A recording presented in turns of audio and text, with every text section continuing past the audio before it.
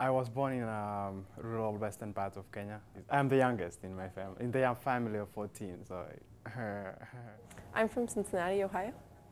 Also, my mother's a children's book writer and illustrator, and my dad's an architect, so I was always surrounded by illustrations, graphics. I've been teaching ballet for 15 years, and we've been doing things naturally.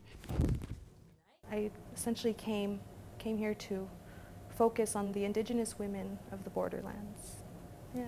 So I grew up in China, in Shenyang, which is the center of Manchuria, which used to be the capital city of China at the beginning of Qing dynasty. Well, I'm originally from India, and right after high school I went to medical school in India, which was sort of a natural progression because I have my parents are doctors and my sister's a doctor, so it was sort of like the only profession that I knew about. My interest is in how different cultures and different religions vary in their views on different moral and ethical issues such as the use of force, conduct of war, conflict and resolution, especially as the current wars that we're in now. There's a lot of complexities and ambiguities, which I experienced while I was in the military, and thought maybe we could better prepare soldiers on the ground as sailors and airmen. And I started doing a lot of research, and Harvard Divinity School seemed great, both because it addresses not just Judeo-Christian ethics, but a whole range of religious ethics. It allowed me, with the flexible curriculum, to really design my own course of interest and study as I please, the way I felt best to shape what I want to do. I didn't really think about college very much until it really just came, and then at some point I guess I had to apply for college, and so I was kind of stunned when I was accepted, but one of the first classes that I took, in fact, one of the first things I did when I came here, was I went to an interview for a freshman seminar in medieval books of hours. And it was there that I first realized that aside from just my own interest in taking books and forming them to be the way I wanted, there was an academic discipline where you could do that. And so I found my way in a kind of crossover between art history and book history.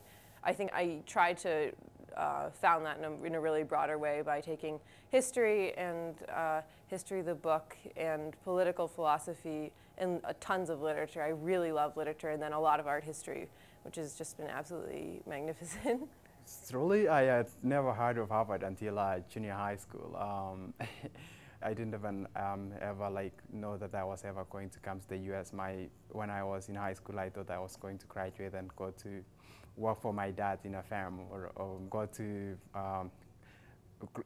local universities in Ghana. But when I was in junior high school, I started reading some journals that my teacher used to bring to school, and I was seeing all this cutting-edge research.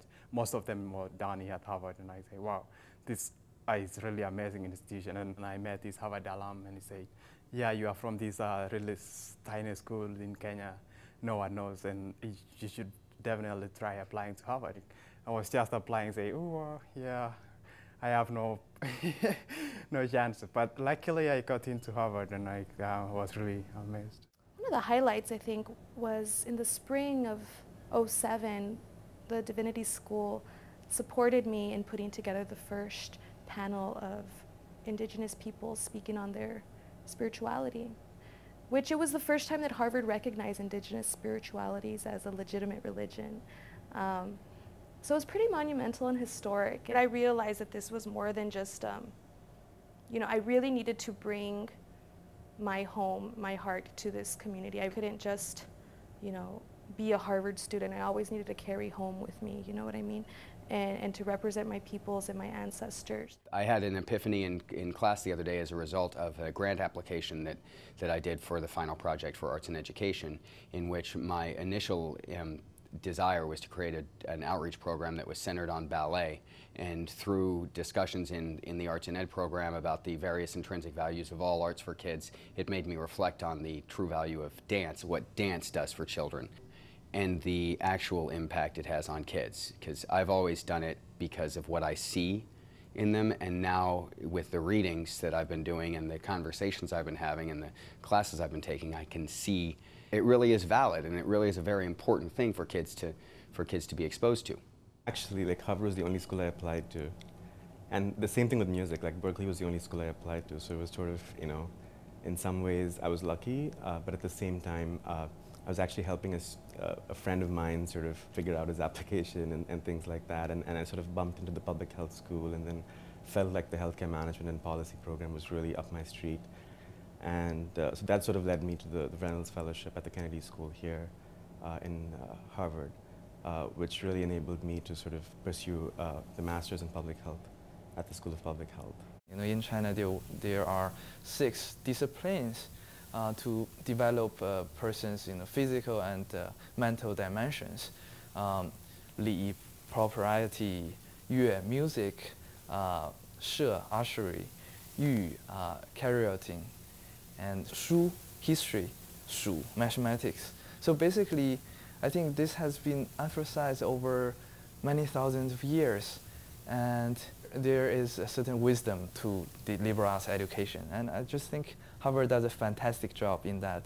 As a major in mathematics and physics, I was able to learn classical music, Western classical music, and I was able to take some courses in economics, which eventually got me interested in going to graduate school for a PhD in finance and economics. So I'm looking at further schooling, maybe the Kennedy School, maybe law school, applied to a couple fellowships, so we'll see what happens. Harvard again, maybe, if they'll have me. This year I did all of my research, and that led to an exhibit. That was really probably one of the nicest events that I've done here. I was so moved by how many people came. I couldn't believe that all of these people who I really admire and care about and who really shaped my course here, that they all just came there because I sent them an email. And that was just overwhelming. I've had some really amazing classes that I've taken a very broad range. If you've gone through the education program here, if you get a master's at Harvard, it opens so many doors, and I've made so many valuable connections just in my short time here. A lot of my colleagues and friends, they're going into the ministry, you know, to the pulpit. My ministry and my medicine, I think, are in the birthing rooms as a midwife. You know, we see so many, you know, priests, pastors, religious figures at weddings and funerals, but they don't seem to be hanging out in the birthing rooms, and I feel that that's, you know, the moment where the angels are, so I need to be there, you know what I mean? Something that I would like to take along with me that I got from Harvard was just the fact that you can live in your own island. You have to cooperate and like live with others, like teamwork and such stuff that built me as an individual. Well, if it's one word, I think it's leadership.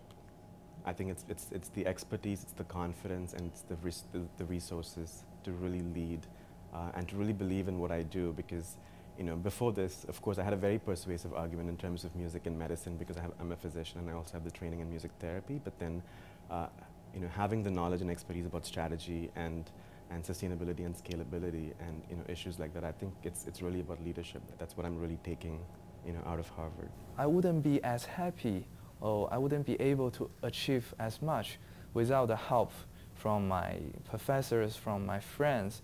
So every time when I was able to achieve something, I always try to take a moment just to reflect on the fact that this is not my achievement. This is the achievement of all the people within my life, within my circle.